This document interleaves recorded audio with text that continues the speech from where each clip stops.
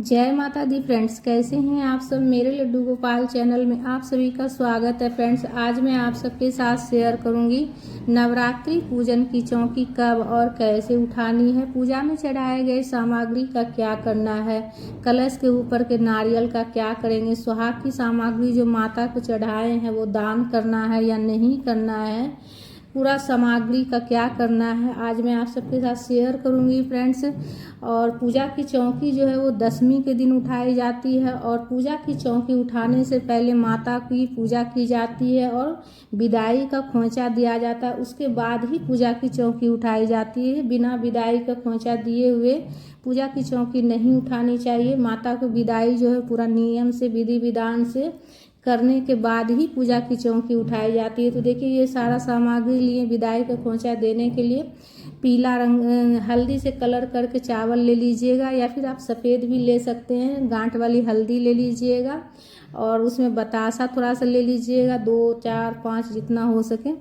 और उसके बाद पैसा रख लीजिएगा और दूब घास जो होता है वो रख लीजिएगा। और सारा सामग्री मिक्स करके देखिए 5 बार खोंचा दिया जाता है। लाल रंग का कपड़ा ले लीजिएगा, नया कपड़ा होना चाहिए, या फिर आप नया चुनरी भी ले सकते हैं। और उसके ऊपर 5 बार माता को खोंचा देना है, विदाई का खोंचा। विदाई का खोंचा देने के बाद ही चौकी उठाई जाती है, पूजा की चौकी।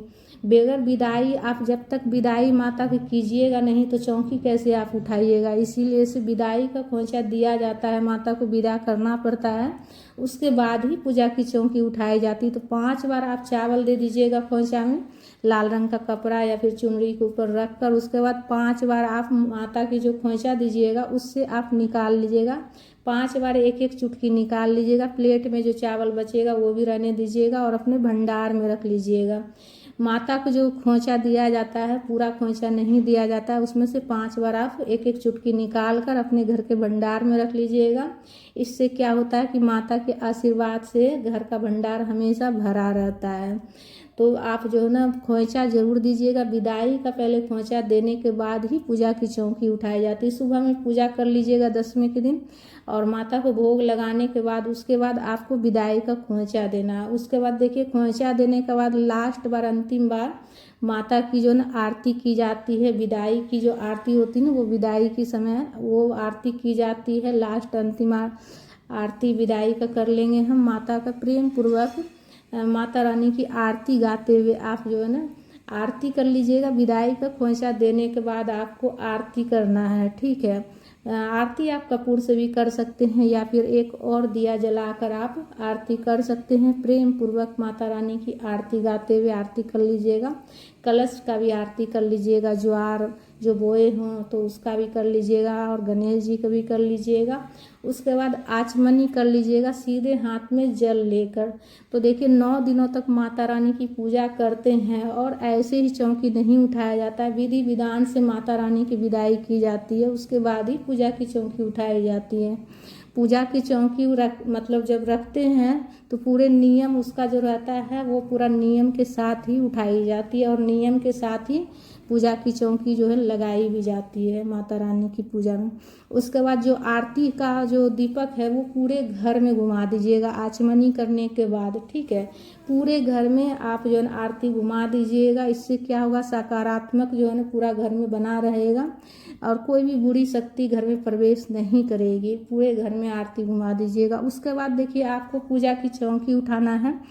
तो अगर आप अखंड ज्योत जलाए हैं तो अखंड ज्योत अगर में ज़्यादा घी भरा हुआ है अखंड ज्योत में, तो आप उसे उठा कर अपने घर के मंदिर में रख दीजिएगा। बुझाना नहीं है आपको दीपक को, ठीक है।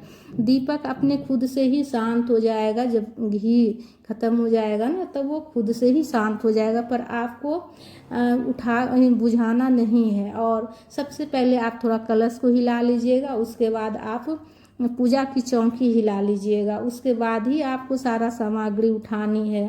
माता से क्षमा याचना पहले ज़रूर से ज़रूर कर लीजिएगा कि हे माँ, अगर कुछ भी गलती हुआ हो इन 9 दिनों में, 10 दिनों में, हमारी पूजा में, सेवा में, तो उसके लिए क्षमा कीजिएगा माँ।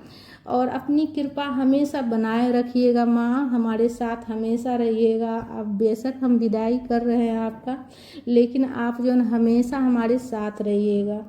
तो इस तरह से प्रार्थना कर लीजिएगा। और देखिए अगर आपके जो है ना मूर्ति बैठाएं, प्रतिमा बैठाएं मिट्टी का, तो उसके लिए आप जो है ना जल ले लीजिएगा बड़ा सा बर्तन में, उसमें स्वच्छ जल में गंगा जल मिला कर ले लीजिएगा। और सुहाग की सामग्री देखिए जो है ना माता का चढ़ाया हुआ प्रसाद है, तो आप खुद इस्तेमाल कर सकते हैं। आपके घर में कोई भी सुहागन जो है ना वो इस्तेमाल कर सकती है, घर परिवार में जो भी है। और जो माता को जो खोइंचा दिए हैं वो खोइंचा आपको जो है ना किसी पंडितायन ब्राह्मणी को आपको दे देना है। विदाई का खोइंचा जो माता को देंगे, फल फ्रूट माता के पास जो चढ़ाएं उठा लीजिएगा, प्रसाद है तो घर में कोई भी ग्रहण कर सकते हैं, खा सकते हैं। और दक्षिणा जो माता के पास रखे हैं वो भी जब आप खोइंचा दीजिएगा किसी पंडितायन ब्राह्मणी को तो उसे दे दीजिएगा, या फिर जो दक्षिणा है वो आप किसी कन्या को भी दे सकते हैं, इसलिए कि कन्या माता के स्वरूप होती है। और जो ज्वार बोए हैं तो देखिए ज्वार जो है ना आपको थोड़ा सा ज्वार अपने घर के तिजोरी में ज़रूर से ज़रूर रखना है। इससे क्या होगा कि हमेशा घर में सुख समृद्धि बने रहेगी, लक्ष्मी हमेशा बनी रहेगी घर में माता के आशीर्वाद से। तो थोड़ा सा ज्वार अपने घर के तिजोरी में रखिएगा। थोड़ा सा आप 1-2 ज्वार मतलब निकाल कर आप अपने पर्स में भी रख सकते हैं, और जो बाकी बच जाए उसे आप जो है ना गाय माता को भी खिला सकते हैं, या फिर खुद भी आप जो है ना उसका जैसे कि जौ जो है ना आप हरा जौ रहता है, ज्वार रहता है, तो उसे आप प्रसाद के स्वरूप में आप जूस बनाकर भी पी सकते हैं, हेल्दी भी होता है। और उसके बाद अखंड जोत उठा कर आप अपने घर के मंदिर में रख दीजिएगा, ठीक है। और नॉर्मल दिया अगर आप जलाए हैं तो जब दीपक शांत हो जाए तो आप उठा लीजिएगा पूजा की चौकी, 10वीं को उठाना है। और गणेश जी की प्रतिमा अगर आप विसर्जन करने के ख्याल से रखे हैं मिट्टी का तो विसर्जन कर लीजिएगा, नहीं तो आप वापस अपने घर के मंदिर में रख लीजिएगा। और जो मिट्टी का बना हुआ जो आप प्रतिमा माता रानी के विराजित किए हैं, तो देखिए मिट्टी का जो प्रतिमा हम विराजित करते हैं ना उसे विसर्जन करना बहुत ज़रूरी होता है। और जो माता को चुनरी चढ़ाइएगा वो आप किसी कन्या को दे दीजिएगा। तो मिट्टी की प्रतिमा अगर आप विराजित किए हैं माता का तो उसे विसर्जन करना बहुत ज़्यादा ज़रूरी होता है, इसलिए कि मिट्टी की जो मूर्ति होती है वो खंडित होने का डर रहता है। अगर मार्बल का आपका मूर्ति है या फिर तस्वीर है, फोटो है, तो उसे आप अपने घर के मंदिर में विराजित कर सकते हैं। नियम से विराजित कर लीजिएगा माता को अपने घर के मंदिर में, या फिर अगर आप मिट्टी का विराजित किए हैं तो विसर्जन कर लीजिएगा बड़ा सा बर्तन में जल भर के, और उसमें गंगा जल मिला कर ले लीजिएगा। और जब अच्छे से मेट हो जाए तो आप तुलसी के पौधा को छोड़कर आप किसी भी पेड़ पौधा में आप डाल सकते हैं। जब पूरी तरह जो है ना जल में घुल जाए, मिल जाए मिट्टी पूरा, तो इस तरह से तो उसके बाद आप जो है ना किसी पेड़ पौधा में डाल दीजिएगा। तो मैं अभी इसमें विसर्जन नहीं की थी इसलिए कि हमें अभी नहीं करना था, इसलिए फ्रेंड्स मैं अभी जल में विसर्जन नहीं की हूँ, इसलिए कि मैं अभी नहीं करूँगी विसर्जन।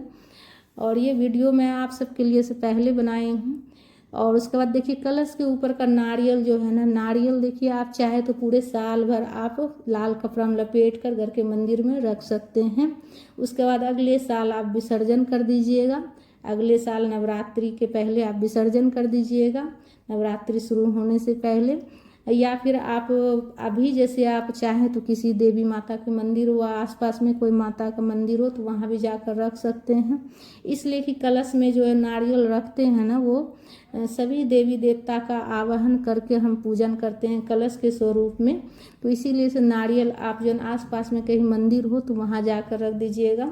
और कलश के जल को पूरे घर में छीट दीजिएगा, कलश में जो हल्दी वगैरह रहेगा वो विसर्जन करने के लिए रख दीजिएगा। जो बच जाए जल वो किसी पेड़ पौधा में डाल दीजिएगा, ठीक है।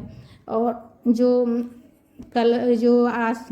पूजा की चौकी के पर जो आसन बिछाए हैं और उस पर जो चावल सब है, इसका आप देखिए खीर बनाकर पूरा परिवार ग्रहण कर सकते हैं, ठीक है। प्रसाद है, माता के जो भी चीज़ चढ़ाते हैं वो प्रसाद रहता है, और प्रसाद अमृत के समान होता है। तो आप जो है ना इसका खीर बनाकर पूरा परिवार ग्रहण कर लीजिएगा। और जो कपड़ा बिछाएं उसे आप धोकर साफ करके फिर से आप पूजा में इस्तेमाल कर सकते हैं। जब भी आप पूजा कीजिएगा तो आसन देने में आपको काम आएगा कपड़ा, तो इसीलिए से फिर से धोकर रख लीजिएगा।